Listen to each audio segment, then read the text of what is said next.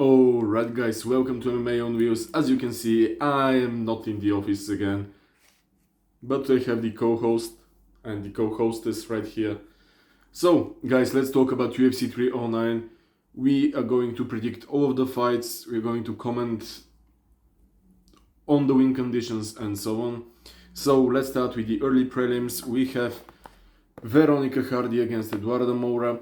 So in this case, Eduardo Moura, she's the taller fighter, she has the reach advantage. She lost her last fight, I think it was against Gomez, and has a KO win against Montserrat Ruiz. On the other hand, we have Veronica Hardy. She has a couple of wins against JJ Aldrich and Muir and so on. She has the advantage here with Dan Hardy. He's a great coach. He used to be a good fighter, great coach, great analyst.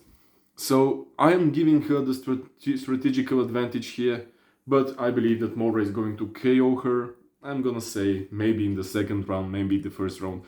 As you guys know, I don't really care. Then we move on to the next fight. We have Basil Hafez. This is a welterweight fight against Oban Elliott. Oban is I believe, the younger guy. He's taller. Meanwhile, Hafez has a win against Mickey Go in his last fight. It's a win against Mickey Go. Everybody wins against Mickey Go. Oban Elliott wins against Preston Parsons and Val Woodburn. I guess a couple of the guys fighting tonight have fought each other, which is really interesting. I believe the fights are actually one after the other. I believe that this is going to be a Welsh victory via decision. It might be a competitive fight, but I'm going to give all 3 rounds to Oban Elliott. Then we move on. I have my notebook, as you guys know, to Mickey Gao and Ramis Brahimac. I'm not really sure how to pronounce this guy's name. His last fight was a loss to Gurimbo. Meanwhile, Mickey Gao has the height and reach advantage. He lost to Hafez in his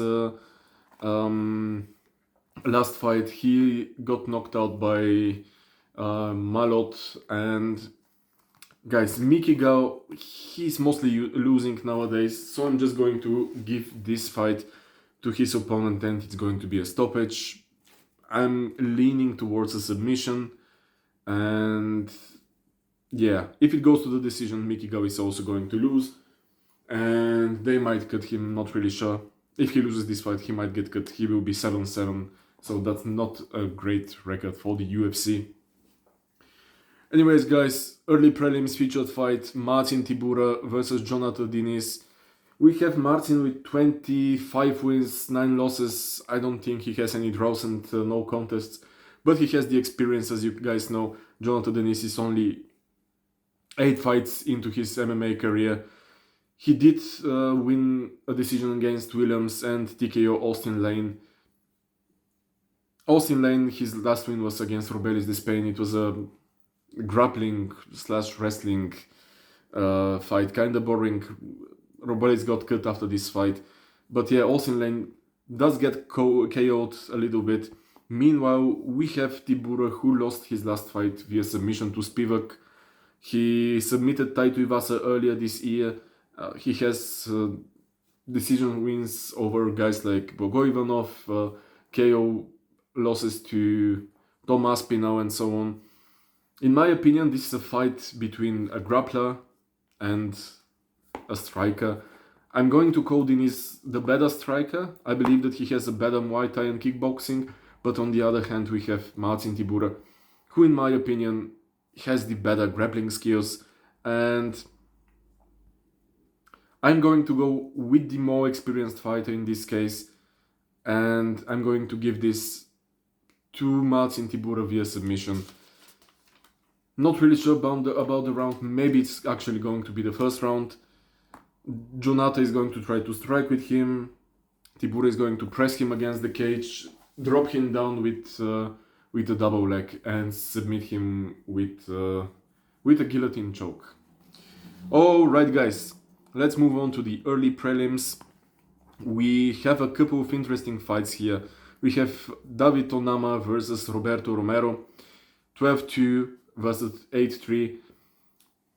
Onama is the older but taller guy with the longer reach. We have Roberto Romero, who is actually making his UFC debut. His last win was with a rear naked choke in Japan against Takahiro Ashida, if I remember correctly.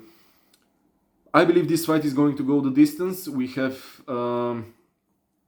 Onama moving up from featherweight to the lightweight division. I believe he's actually going to do well at lightweight. I believe that he's actually going to be stronger, and he's going to rock Roberto Romero a couple of times. He's not going to KO him. Might drop him, not really sure, but I'm going to give this win to Onama via decision. And let's make it 2 rounds Onama, 1 round Romero. In the first round, he's going to win. He's going to win the first round, and then Onama is going to take over. We move on to another fight in the lightweight division. We have 2 veterans of the sport, Damon Jackson and Jim Miller. Guys, both of them lost their last fights. I believe decisions, not really sure. They lost their last fights. Both of them veterans. We have Jim Miller, who fought at UFC 100, 200 and 300. Amazing career. Damon Jackson, he has fought everybody as well. He doesn't really have that many losses compared to Jim Miller, but his career is not as long as Jim Miller's. He's like 37, Jim Miller is like 42. And in my opinion, guys, this fight is going to go the distance. Damon Jackson won't get knocked out in this fight. He's going to win a decision, and maybe Jim Miller is going to retire afterwards. Not really sure, just have a feeling that he's going to end his career in this fight. Okay, then we move on to one of my favorite fighters, Chris Weidman, the former middleweight champion, fighting Eric Anders. We have the classic wrestler versus American football guy. I believe Eric Anders was a linebacker or something like this. We know that he's a tough fighter, and we know that Chris Weidman had some issues during his career lately. He won an interesting fight against Bruno Silva this year. A couple of eye pokes, a lot of eye pokes. Should he have been disqualified? I don't think so. Eye pokes happen, guys. Was it a KO? I believe it was a KO. Meanwhile, we have Eric Anders, who is a bit shorter, to be honest, and he doesn't really have this experience that you get when you are at the top of the middleweight division as a champion, fighting guys like Rockhold, fighting guys like Romero, and so on. So, in my opinion, this is going to be a decision win for Chris Weidman, and I believe he has the longer reach. It was like 6-2 against 6-1 when it comes to the height, and it's an advantage for Weidman as well. And I believe that he's going to have some success in the striking, but he's going to mix it up and show off his wrestling. So yeah, decision for Chris Weidman, and we move on to the featured prelim. It's Jonathan Martinez versus Marcus McGee. Marcus McGee KO'd Bolanos, KO'd JP Bice, has a submission win over Newson. Meanwhile, we have Jonathan Martinez, who is an amazing striker, guys. And he's going to want to prove himself after losing his last fight to Aldo earlier this year. He has a knockout win against Yanis, if I remember correctly. Against the Nurmagomedov, he won a decision. Guys, if you win a decision against Nurmagomedov, this means you're really good. Because those guys, those Dagestani wrestlers, they just take you down, they dominate you, and so on. So this guy is really dangerous on the feet. He's really good ground game.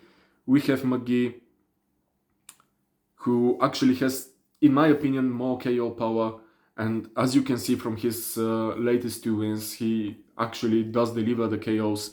So I'm going to go for a knockout win for Marcus McGee. And he's going to be maybe the next top contender in the division.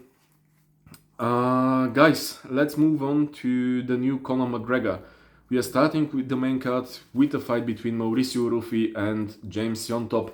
This fight was supposed to be at 155, but for some reason it's going to be held at catch weight 165. I believe that Yon Top missed weight, something happened, maybe it was a medical issue, I'm not really sure, I don't have any info on this, but during the weigh-ins and the stare-offs, he looked way bigger. We have Mauricio Ruffi, who is looking clean, just like Conor McGregor used to be, and then you have Yon Top, who is a bit puffy. So I believe this is the issue. Two young guys, 28 years old for Ruffi, 25 or 26. I believe he's going to be 26 this year for Yon Top. Similar records, 14 wins, 4 losses for Yon Top, and you have 10 wins, 1 loss for Mauricio Ruffi. What's impressive here, it's actually his second fight at UFC, but all of his wins have been KOs. And in his last fight, he knocked out Malarkey, which, in my opinion, Jamie Malarkey, a win over him is not really that impressive. But for a UFC debut to fight someone who has been in the UFC for a couple of years now, it's really good. So, what I'm expecting to see here, a lot of explosive attacks from Mauricio Ruffi. He's going to set up the left hand. He's going to set up the right hand, and he's going to knock out Yon Top in the first or the second round. This is not going the distance, guys. Okay, we are moving on to a women's flyweight fight between Viviane Araujo and Karine Silva. We have Araujo, who is 37 years old, versus Silva, who is like 20-something, 30.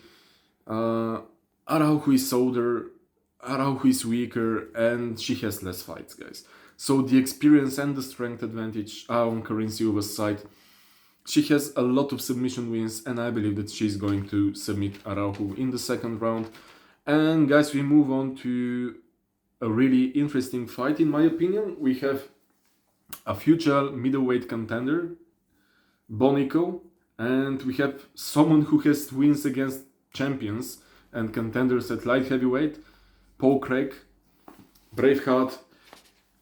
We have an American top-tier wrestler versus a BJJ guy who can pull off a win in every kind of situation. You can beat him up, I'm talking about Paul Craig, you can beat him up the whole fight and he's going to submit you out of nowhere in the last second. Paul Craig is going to be having the advantage here when it comes to height and reach, but in my opinion, his opponent Bonico has the strength advantage, he has the cardio advantage, and if you remember Paul Craig's last fight, it was against Caio Borralho. He has worked on his striking. He tried to kick a lot, he tried to punch a bit more, but he doesn't really have this power, this snapping power in his kicks. For example, if you're a kickboxer or taekwondo guy, you know that when you kick, you need to hear this sound like you're hitting someone with a whip. And Paul Craig doesn't really have this. He has longer muscles. He's made for jiu-jitsu, guys. On the other hand, Bonico, last win submission in the second round against Cody Brundage. It was a bit of a tougher fight for him. Everyone was expecting him to win easily in the first round, but Cody showed us that he's actually a really tough fighter, even though he lost. So, in my opinion, this is the biggest challenge for Bonico in his UFC career. And guys, remember, this is his 7th fight. He's only 6-0. He's not really experienced. He has a lot of submission wins, and his submissions are really good. He's wrestling top tier. I don't know if it's as good as Khamzat's, because we know they want to fight, or at least Bonico wants to fight Khamzat. Khamzat really wants to smash everyone. I'm not really sure if their wrestling is at the same level. But in my opinion, Bonico is going to take Paul Craig down with ease. And in my notebook, I have written down that in my opinion, it's going to be a submission win for Paul Craig, an armbar. And Bonico is going to take him down and dominate him on the ground, and he's going to pull it off. Paul Craig is going to pull it off in the first or second rounds.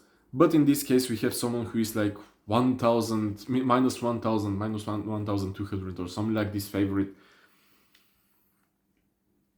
The brain says that Bonico is going to win easily, but the heart is telling me that Paul Craig is going to pull off a submission. We will see. It's going to be an interesting fight, but I saw a comment, if Paul Craig wins, this means that Bonico is going to be fighting for the title soon. So we will see about this. Alright guys, moving on to the co-main event. Two of my favorite lightweights, Charles Oliveira, Du Bronx, and Michael Chandler. What an interesting fight we have here, guys. We have the submission master, the guy with the most bonuses and so on in his division when it comes to Charles Oliveira, and we have someone who, in my opinion, can actually fight at featherweight when it comes to Michael Chandler.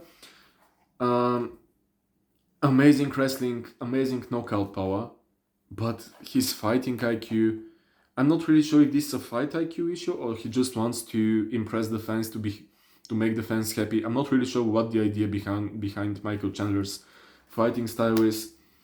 But those guys fought a couple of years ago. It was for the vacant lightweight title. In the first round, Michael Chandler almost knocked out Charles Oliveira, and then Charles came back and knocked him out in the second round. This way he won the title, and he had a couple of wins afterwards against Justin. He then lost against Islam Makhachev via submission. He knocked out Benil Dariush and recently lost against Sarukian. The question here is Charles Oliveira the same guy who won the title and was on this impressive run and so on? Because Benil Dariush is a bit older, he's going to get out of the top 10 soon, in my opinion. Justin Gaethje just got knocked out by Max Holloway. So those guys, they're all getting older. And, you know, at the lighter divisions, the older you get, the weaker you are. On the other hand, we have Michael Chandler, who is 38 years old. He's also really, really old. And he has been waiting for Conor McGregor for the past 2 years. He hasn't been active, he hasn't been fighting, which, if you believe in ring rust, is actually going to be bad for him. In my opinion, it's all mental. Anyways, guys, in his UFC career, he won against Dan Hooker, lost to Charles, lost to Justin, lost to Dustin, KO'd Tony Ferguson. It was an amazing kick.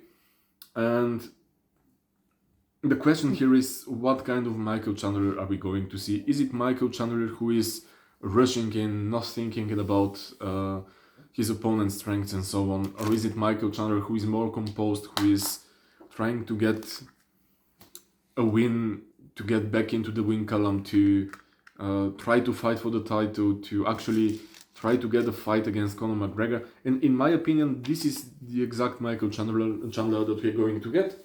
So I'm going to give this to Michael Chandler, first or second round knockout. He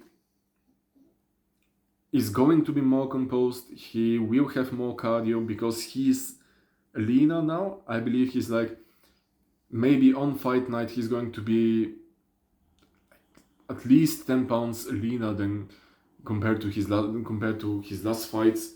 So yeah, more cardio for Michael Chandler and more speed. He's going to knock out Charles Oliveira. Moving on, guys. The main event. We have the GOAT, Jon Jones, versus the heavyweight GOAT, Stipe Miocic. Both of these guys have beaten DC, which is really impressive. We have the reach advantage going to Jon Jones, and we have the weight advantage and the heavyweight experience advantage going to Stipe Miocic. Stipe is a natural heavyweight, guys. He has always been around those pounds/kilograms. And we have Jon Jones, who, during his fight against Cyril Gane, he was like 248, 250. I'm not really sure how much he did weigh, but he was a lot bigger than usual. He was a bit chubby. He looked a bit slower, and for his fight against Stipe, he is actually fighting at 235. And if you guys remember Jon Jones during his light heavyweight years, he was actually walking around 235 all of the time. So yeah, Jon Jones is going to be probably the faster guy but he's giving up the weight advantage. So let's talk about their wins. We have John Jones, who, you know, guys, he beat DC, he defeated Gustafsson twice, he won against Reyes. I don't care what you guys want to say. For me, Jones won 3 rounds against Reyes. He won against Santos, Rua, Machida, and most recently he submitted Cyril Gane, who was at this time the #1 contender and former interim champion at heavyweight. In my opinion, if Cyril Gane didn't go for this submission attempt or whatever it was in the last round against Francis Ngannou, he would have been the champion. So he is a really, really tough opponent, and Jones finished him in 2 minutes. Meanwhile, we have Stipe wins against Overeem, wins against JDS, and some of those wins are knockouts. He dominated Francis in their first fight. He has 1 KO loss to DC in the past couple of years. Then he has 2 wins against DC, one decision and 1 knockout. And in his last fight, he lost the title in 2021 against Francis via a vicious knockout. So this is where my concern comes from. Is Stipe going to be the same? Has he recovered? Because yeah, he took 3 years, but this knockout was absolutely vicious. And we saw what happened to Francis' opponent in the PFL. He had brain issues and so on. Not really sure what happened, but guys, Francis is dangerous. He hits hard. So I'm not really sure how Stipe is going to be in this fight. He spent the last 3 years being a full-time firefighter. Has he been training during the past 3 years? Has he been training enough? I'm not really sure. On the other hand, John Jones has defeated 3 generations of fighters, maybe 4 generations if you consider Cyril Gane as the 4th generation. So in this fight, it really comes down to this: who is going to take the lead, who is going to control the octagon. What I really like about this fight is that Stipe Miocic is actually really, really similar to Alexander Gustafsson in his prime when he fought John Jones in the first fight. He took him to the limits, and what really helped him was the takedown defense. I believe John Jones tried to take him down 12 times and succeeded only once or something like this, and the boxing. And we have Stipe here, amazing wrestler. He actually took DC down, and amazing boxer. He had the Golden Glove in 2008 or 2009. So guys, Stipe is really, really dangerous for John Jones. Nobody should underestimate Stipe. For example, we have the interim champion Tom Aspinall. He is underestimating Stipe. In my opinion, this is wrong.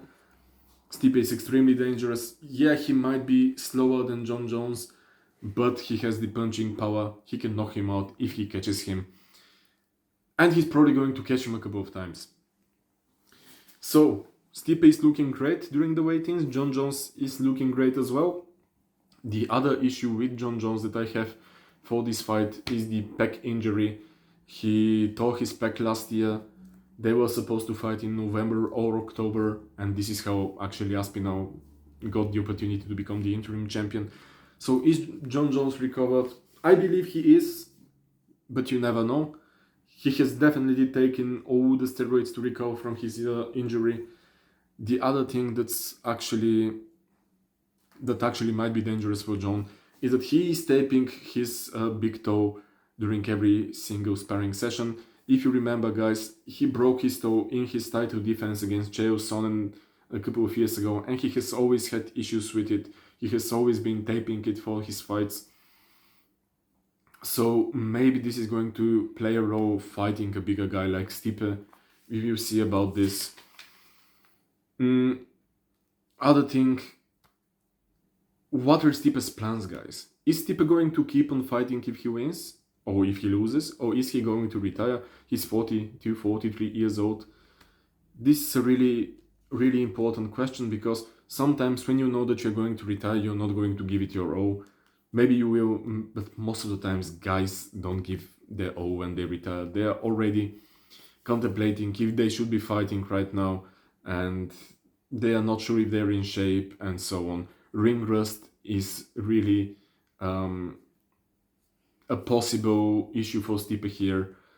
I don't think it's an issue for John, because John has had issues with the time between fights. He waited like 2 or 3 years before moving to heavyweight. We saw what happened. The issue for John is going to be also, in my opinion, Tom Aspinall.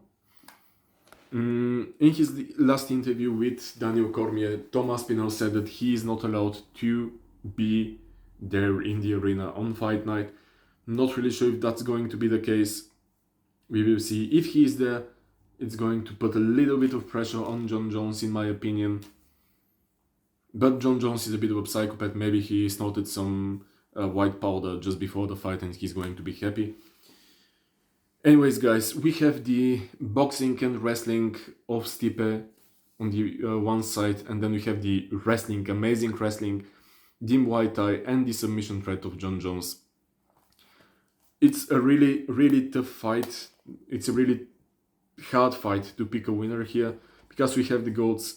But in my opinion, Jon Jones is going to win this fight. I know that Drake actually said Jon Jones is going to KO Stipe and bet it's like $450,000. I know about the curse, but Alex Pereira broke this curse, so I believe that Jon Jones is actually going to win. I'm going to go with a knockout, and here's the thing, guys. When I'm not sure about a fight, I always ask my grandmother, and she said that Jon Jones is going to knock out Stipe, so I'm going to go with her opinion, and I'm predicting a knockout for Jon Jones or TKO in the 3rd round. It's going to be really competitive in the 1st round, especially. It's going to be a slow start. Stipe is going to be winning the exchanges on the feet with his boxing. Jon Jones is going to be rolling with the punches and so on. He's going to try to go for the oblique kicks. Then we are going to see some fighting at the cage, some clinch work from Jon Jones, elbows, his favorite. Let's not forget the gloves are back to the black gloves that the UFC fighters used a couple of months ago before the golden gloves were introduced. So yeah, guys, Jon Jones via knockout or TKO in the 3rd round. It's going to be tough in the 1st round. 2nd round is going to be back and forth as well, and in the 3rd round he's going to catch Stipe. Anyways, guys, please share your opinion in the comments, like, subscribe, share the video with your friends if you wish, and yeah, let me know what you think about Jon Jones versus Stipe, and also let me know what you think about Mauricio Rufy's fight. Alright, guys, see ya.